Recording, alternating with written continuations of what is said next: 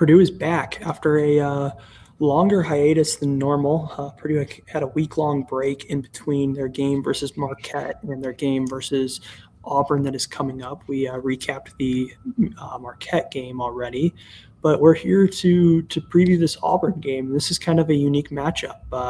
Auburn 8-3, kind of in a similar-ish spot to where Purdue was last year coming into this matchup, and Purdue, albeit not quite as high as Auburn was last year, coming in a similar spot to where the Tigers were last year as well. That game ended up kind of how it was expected a little bit. Big time Auburn blowout, maybe the margin of victory a little bit bigger than most expected, but large blowout all the same. This year, it's kind of the opposite feeling a little bit. Purdue is definitely the heavyish favorite coming into this game, projected to win by 8 points. It's kind of similar face. They're led by Tahad Pettiford, but otherwise a lot of new faces for this Auburn team. How do you see this matchup stacking up for Purdue? Yeah, it's an interesting parallel to last year's game, isn't it? Because last year Purdue was seen as this like underachieving team coming off a national championship appearance. Zach Edey departed to the NBA, and there was a lot of question marks in the front court when he left, and just some senior guys who had left the team like Mason Gillis and Lance Jones. And they had some big wins, but by this point in the season had really sort of struggled in some big losses. So they got blown out at Penn State and at Marquette. The week before the Auburn game, they dropped a tough one in Indy to Texas A&M. That was a much closer game. And Auburn was the number one team in the country. At the time, they had the favor for National Player of the Year in Janai Broome. They were incredibly deep, had 4 guards who could all go off from 3, incredibly tough defensively, dominating on the boards. And it was seen as a huge mismatch against a Purdue team that really couldn't rebound. And that's exactly what happened. This was a 30-point game for most of the competitive minutes. And then shout out CJ Cox for making it an 18-point actual margin of defeat to make it a little prettier at the end. Former Auburn head coach Bruce Pearl said they bitch slapped Purdue in Indianapolis or in Birmingham. Birmingham, yeah. In Birmingham last year, which Pearl is an acquired taste, but otherwise he's not exactly wrong here. I mean, this was a pretty dominant Auburn performance. Of course, Pearl will not be on the sidelines, or I should say Bruce Pearl will not be on the sidelines for this game. His son, Steven, will be instead. I'll dive into exactly what happened with Bruce Pearl and where this Auburn team is, but I quickly wanted to pass it off to you and get your thoughts on last year and how this current matchup compares. Yeah, I mean, as much as Purdue fans don't like it, he's not wrong. I mean, they really beat the hell out of Purdue last year. And I mean, if it wasn't for a little CJ Cox spurt in the last 3 or 4 minutes when Purdue was down 30, this game would have looked even uglier. But I think it's pretty similar. And I'm going to spoil my prediction a little bit. I kind of expect it to follow a similar script as well. I think, last year you looked at it, Auburn had the guards to match Purdue, I think, and they had the bigs to just completely overwhelm Purdue inside. And I think the same is true this year in the opposite direction. I think Purdue, I think Auburn, that's the strength of their team, I would say, is kind of they have a couple guards who I think are fun and interesting and can hold their own. But Purdue also has one of the best backcourts in the country. I just don't think Auburn's going to be able to hold up inside. I think this Purdue team has just kind of dominated teams. This is an Auburn team that doesn't defensively rebound very well. They're 209th nationally in defensive rebound percentage. I think this is a Purdue front court that could really, really take advantage of an Auburn front court that has shown a little bit of weakness, especially outside of Keyshawn Hall. Yeah, so like we kind of said at the top, this is an inverse of last year's game because Purdue is a top 6 team in the country with some big wins on the season, and Auburn is in an interesting spot. They came off a Final Four appearance. They're coming off a Final Four appearance last year, dropped a tough one to the eventual national champions in Florida, and Chad Baker-Mazara is gone. Janai Broome is gone. They lost their entire front court from last year, and they lost 3 of their 4 rotation guards from last year as well. Really, the only notable player on that team that is back is Tahad Pettiford. He did not start last year, but he was a spark plug off the bench who had some NBA buzz, decided to return for his sophomore season, and was seen as easily the best player on this team coming into the year. Their other marquee transfer, or their other marquee player, is transfer Keyshawn Hall, who was at UCF before this, and he was seen as a score first big man with some decent rebounding to his name. But a couple weeks before the season started, Bruce Pearl shocked no one when he said that he was retiring from Auburn. What was shocking about this was the timing of it, not his choice to step down as head coach of the Auburn basketball team. For those who are familiar with Bruce Pearl, you will, of course, be familiar with how politically active he is. And he's very opinionated online and has been talking about it, making a move into politics for quite some time. And for now, he's not making a move into politics. He's on the desk. I think it's CBS. But he's on some, college basketball panels. He's in media right now. And it seems the timing and the decision to step down right now was to give this roster to his son, Steven, who played under his dad as a walk-on back in the day. And after being away from basketball and the general workforce for about 5 years, about 10 years ago, rejoined his dad's staff and was the assistant head coach for a number of years and is now the head coach. Stephen Pearl. There will be a Pearl on the sidelines for Auburn, just not the one we're all used to. And as a result, an Auburn roster that was already pretty thin with a lot of question marks on it, without their all-SEC caliber head coach, no one really knew what to do with Auburn coming into the season. I mean, this was a big question mark about, is Auburn going to be terrible? Are they going to be good? And the answer, to no one's satisfaction, is kind of neither. They seem just kind of okay, which is a lot less fun than either of the other options. They have a couple of blowout wins over some, sub 300 KenPom teams. They did lose by 30 to Michigan, though they can join plenty of other teams with that distinction. They got blown out by Arizona, but Michigan and Arizona are arguably the 2 best teams in the country. The Arizona game was on the road. They do have a 10-point win over NC State. They only lost by 1 to Houston, interestingly enough. They beat Oregon by 11, and perhaps most notably, they have an 11-point win over St. John's. So this Auburn team is not good, but they're not as bad. I think a lot of people, myself included, thought they'd be coming into the year, and that's largely because of Keyshawn Hall. Yeah, I mean, Keyshawn Hall is definitely the guy. He's 21-9 a game right now. He's clearly the best. He's also shooting 41.5% from 3. Like, this is kind of a guy that's done it all for Auburn. Outside of him, Tahad Pettiford has struggled a little bit at times. He's shooting just 44% from 2-point range, 33% from 3. He's gotten his 16 a game, but it's a guy who hasn't really been the most efficient. And when you look at this Auburn team, I mean, it is almost a carbon copy of Purdue last year. 13th offensively. They're going to perform well offensively. They're going to score the basketball.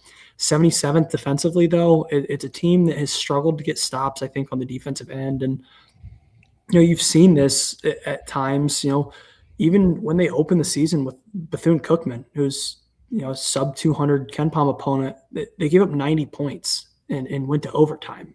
Like, this is a team whose defense has bitten them before. In losses, you largely see them giving up a lot of points. They gave up a 97 to Arizona, 102 to Michigan, only gave up 73 to Houston, and kind of an ugly game, but it wasn't the most the quickest game, and that's a big reason for why that lower score is. I think this is a team that you can really get to defensively, and this is a team that was going to give up a lot of points. Like, they don't have the rim protection, I think, necessary to stop teams, especially when you look at teams that can go inside. And that's part of why I think Michigan and Arizona had so much success. Like, this is a Michigan team that did hit 14 threes, but shot 64% from 2-point range against Auburn. Arizona themselves shot 67% from 2-point range. Like, this is a game that Clough and TKR should be able to really establish themselves inside, especially offensively.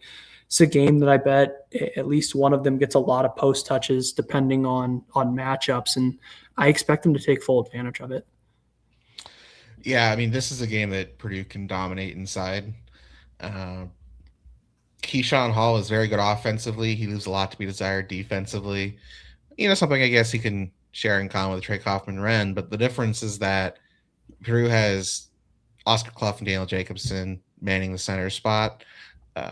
Those guys gobble up or Clough gobbles up rebounds, and Jacobson doesn't let anything at the rim.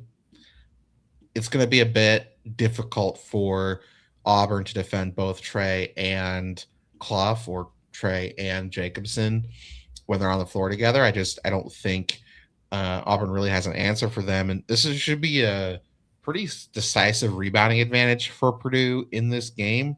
Auburn is not a bad rebounding team by any means, but Purdue is decidedly better, and that is a notable advantage for Purdue in this game, which, like you said, the stark opposite of last year, where Purdue got absolutely demolished on the glass and couldn't secure a rebound to save their lives.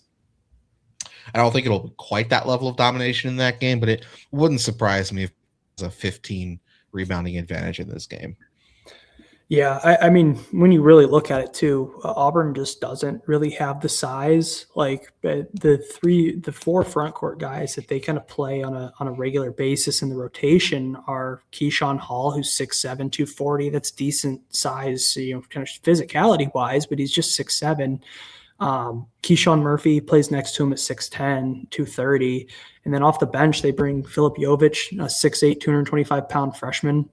That's the center rotation right there is those three guys. And then Sebastian Williams-Adams, a 6'8", 230-pound freshman who I'm sure Purdue fans would be somewhat familiar with, given that Purdue was pretty heavily involved in that recruitment before he chose Auburn. Just interesting enough. That's a pretty interesting note with the transfer portal coming up. Sebastian Williams-Adams did not exactly sign up to play for Stephen Pearl. So we'll see there. We'll see what I'm alluding to there. But regardless, they only play one guy over 6'8". He's 6'10", and I think that's a glaring rim protection advantage for Purdue. They should be able to get whatever they want at the rim, and when that starts to come, I think you're going to start to see Auburn collapse inside, and that's where the three-point shooters can really get going, especially in an arena in Indianapolis and Gainbridge Fieldhouse that Purdue shooters have certainly enjoyed over the last few years. So I think this is just a very advantageous matchup for Purdue and a team that they can overwhelm size-wise. They haven't really been able to do that against Iowa State. So it'll be interesting to see that. I think it's definitely a good matchup for them to go inside. I think people have been wanting them to go inside a little bit as we've gone on the season. I've seen some talk, stop shooting so much. You have an advantage inside. Go to TKR. And I thought you saw that against Marquette, and I think it'll be a similar game plan, in my opinion, to Marquette to really kind of beat this Auburn team. Yeah, you mentioned Sebastian Williams-Adams, a guy who chose between Purdue and Auburn and ultimately chose Auburn, but he plays 25 minutes a game, and I could see him having some success. He's one of Auburn's better defenders. He's averaging 7.6 points, 3 rebounds, 2.5 assists, 1.5 steals per game, and half a block. He's just extremely productive. Shoots 61% from the floor, only 48% from the line, and 25% from the three. So he's not really a shooter, but he takes efficient shots around the rim. He's big and he's physical, and a lot of his minutes are going to overlap with when Benter is on the floor, which I think will be a significant advantage for Auburn in those minutes, and it might be the only positional advantage they have throughout the game.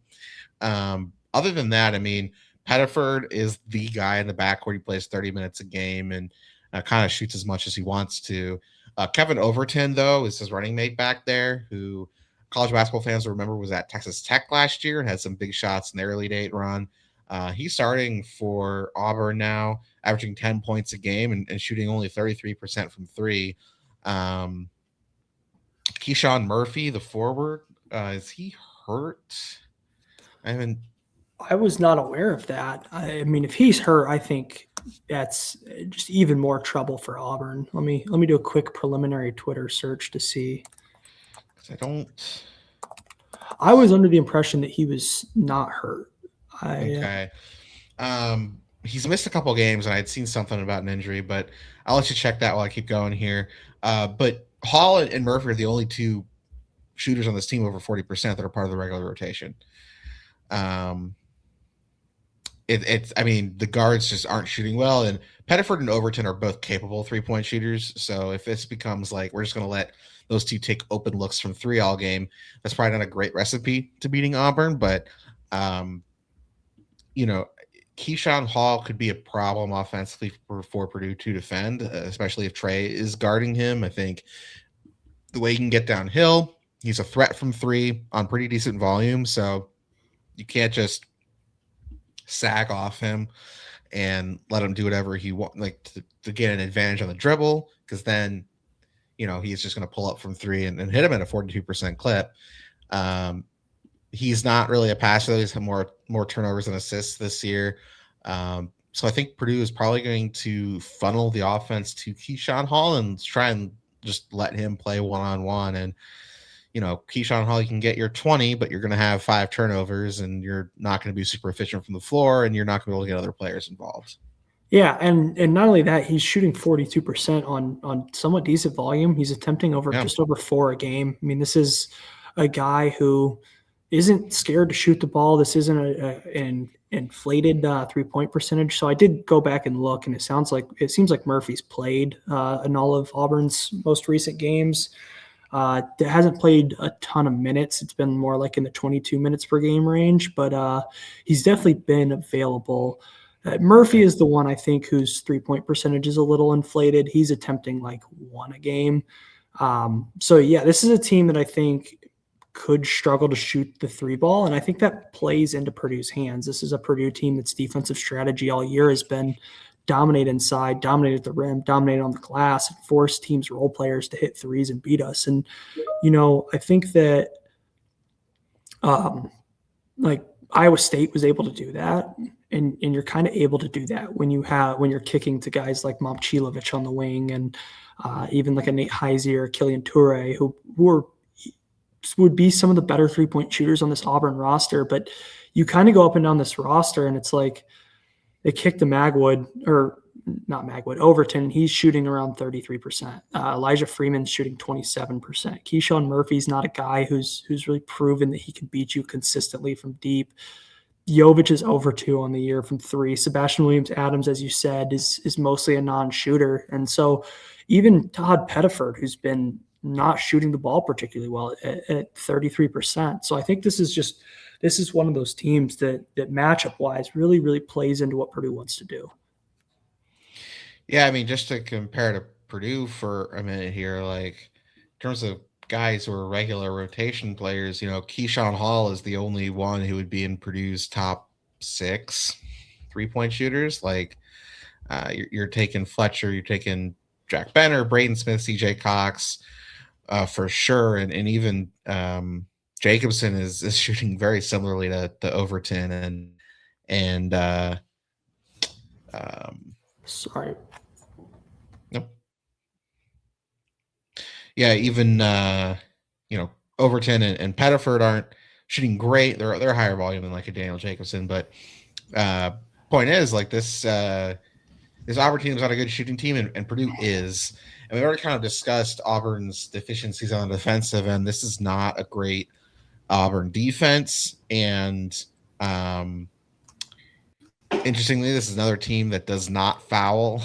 They don't foul a lot. Purdue doesn't get to the line a lot. Auburn does get to the free throw line a lot on offense, and Purdue, one of the best teams in the country at not sending people to the line. So that'll be an interesting strength on strength, weakness on weakness matchup, offense, defense. Auburn is 209th in defensive rebounding. Purdue is the 4th best offensive rebounding team in the country. Like that's going to be a huge advantage for Purdue. So even if Purdue shooters are having an off night, just getting shots up on the rim and letting Clough and Kaufman Wren go to work, I think is just going to be a massive advantage for Purdue. And if Purdue can pick up some rebounding fouls during positioning when smaller guys are trying to get into the legs of those guys and are having to grab just to try and hold on, get some of their front court pieces in foul trouble. They're pretty thin in the front court anyway. Purdue just has an advantage pretty much up and down this game, no matter how you slice it up. Yeah, I agree. Sorry about that. I computer flipped off for a second, but luckily I was able to kind of get back in, get the camera going again. So we're definitely good there. But yeah, I think we've kind of covered the strengths and weaknesses of this matchup a lot. So I think that kind of naturally flows us into predictions. And at the moment, Ken Palm currently projecting this as I almost said an 82-point win for Purdue. It's currently an 8-point win projected for Purdue. Final score being projected is 82-74 with 67 total possessions. Seems like that plays into Purdue's hands tempo wise. How do you see this game going? Do you think Purdue covers the 8 points? I think Purdue covers the 8 points pretty comfortably. Now, Auburn, I think, is a better team. Kind of like I talked about the Open. I think they're a little bit better than we thought they'd be coming into the year when we thought this team had like spin out, miss the tournament potential. I think they're pretty solidly a tournament team, but they're not on Purdue's level. And the 3 times they've played a team in Purdue's sort of stratosphere, they've lost all 3 games, and only one of them was even remotely close. And that was Houston. If Auburn really junks this game up like they did against Houston, it's possible they can keep it close, but Purdue's offense is just on another level from what Houston or Auburn can do. I mean, they're better even offenses than Michigan and Arizona are boasting right now. So give me Purdue by around 20. Painter's not the type of coach to really run up the score, and this game is not going to have enough possessions, I don't think, to really become like a 30-point, like 90-60 blowout, like we've seen Michigan and Arizona do this team. But give me like an 18-22 point win. Let's say like 84-61, something like that, 84-65, something in that range. Sounds about right to me. Yeah, I'm with you. I think Purdue covers this fairly comfortably. I think this kind of has a similar feel to last year where it was like, the score could have been a little bit worse, and, Auburn's able to keep it close and garbage time and stuff like that. I just think Purdue's got way too much inside, and, Keyshawn Murphy will get his and kind of make this a game or Keyshawn Hall, excuse me. And I think we'll get enough to kind of keep this game semi-competitive. Pettiford, I think, as well, will have a little bit of success, getting into the paint a little bit. But a small guard like Pettiford playing into Purdue's hands a little bit, attacking the rim, just because that's a guy that, Clough's size will offer some rim protection against. Even TKR, I think at times will be able to frustrate Pettiford with his size inside. This is a team in Purdue that plays 2 bigs most of the game. And I think that frustrates Auburn to an extent. I think when you go down to the other end, this is going to be an Auburn team that's going to struggle to get stops. They don't really do anything on defense particularly well. Besides turn you over in live ball turnovers, they do have one of the higher steal percentages I think that Purdue will see, but it's still not a dominant thing that they do. Otherwise, not a great 2-point defense, not a great 3-point defense. They don't foul a ton, but other than that, they're not a great rebounding team. I think this Purdue offense is kind of able to get what they want without much pushback. And when they don't make the shot, there's going to be a lot of offensive rebounds to go around.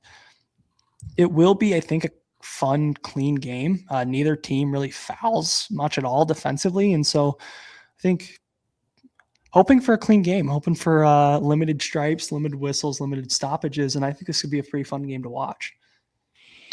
Yeah, I'm with you on that. Could be pretty fun. It's an absolutely loaded day of sports, by the way. That Saturday coming up here in a couple days. We're recording this on Thursday afternoon. That's why I'm in all my Rams gear. Biggest game of the season tonight. Let's go. But I mean, you got Saturday NFL going as we get closer to that. You got the college football playoff going all day. You got a loaded slate of college basketball, starting with Purdue and Auburn. Obviously, the biggest game for us of the entire day. So, yeah, I mean, it's a couple days before Christmas. Winter holidays are in full swing. Make sure your family is not fighting you for the TV. You're not going to want to miss any of the action. And yeah, it'll all start with Purdue and Auburn and what we're projecting to be a pretty comfortable Purdue win. Yeah, stock up multi-TV households on Saturday afternoon here. It's going to be a great slate. So make sure to not miss any of the action, especially that Purdue game, and make sure not to miss the recap that's going to come out the next week following up, coming up to Christmas, and a week that we won't have a ton of live sports for people to watch. So it'll be a great opportunity to watch us talk for an hour about Purdue's hopefully blowout win over Auburn. So with that, thanks for listening, everyone. And yeah, we'll see you next week.